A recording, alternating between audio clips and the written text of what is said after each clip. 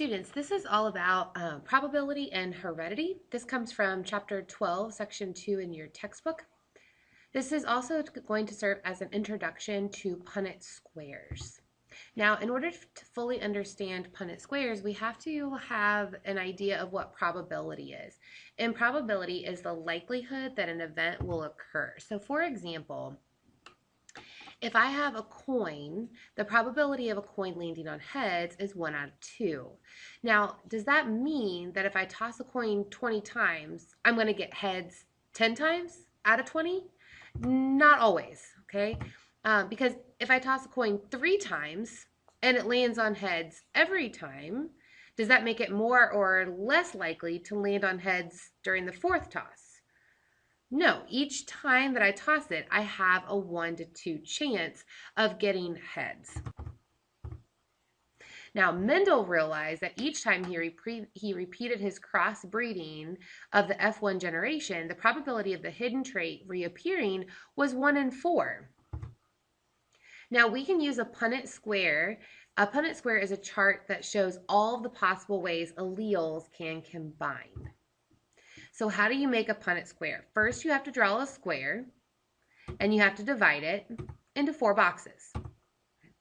You're going to write the male's alleles on the top, and you're going to write the females along the side. Use the alleles for round and wrinkled seed pods. Both parents in this example are going to be hybrids. And remember that a hybrid just means that their alleles don't match. So they have one dominant allele and they have one recessive allele.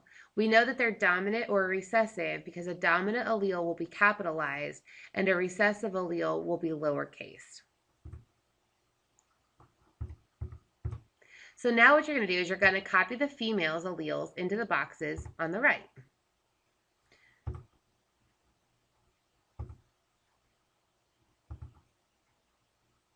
Then you're going to copy the male alleles beneath them.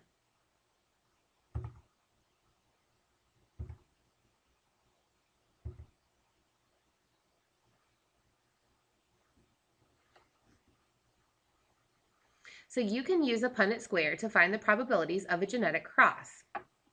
So here we crossed 2 hybrid parents. And we want to know what the probability that an offspring will have wrinkled seeds. Now remember, wrinkled seeds is recessive. The only way that we can get a recessive trait is if both alleles are recessive. In this case, I have a purebred smooth. I have a hybrid smooth here and here. But here, this tells me that this offspring will have wrinkled seeds because both alleles are recessive.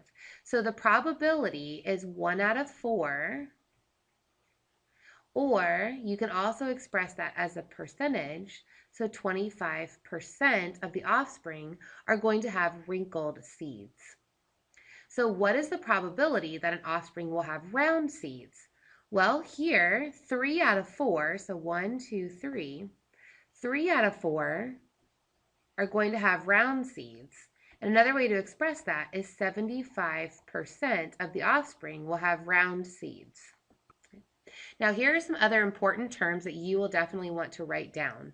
A phenotype, when we say the word phenotype, that means that we're talking about the physical appearance. So you can remember that because phenotype and physical have the same first 2 letters. So a phenotype is the physical trait. So whether the peas are going to be smooth or whether they're going to be round, whether the plant is going to be tall or short, it's whatever it appears to be. The genotype is the genetic makeup. So those are the alleles that it's composed of. So that means that it's, RR, RR. These are the alleles or the genotype that it's going to have.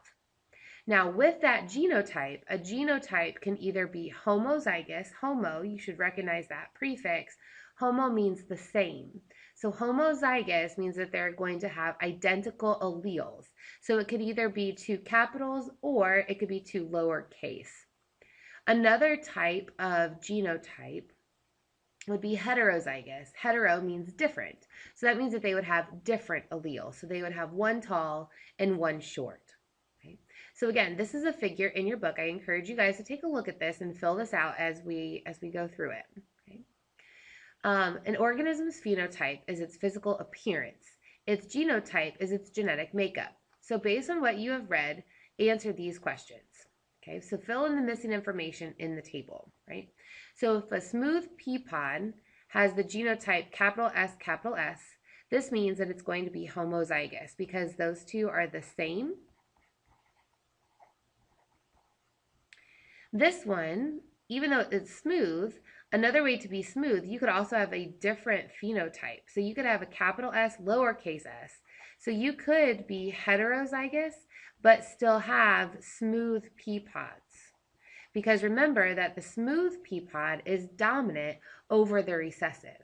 The only way to get a pinched pea pod is by two recessive alleles, which means that this would have to be homozygous for those pinched pea pods.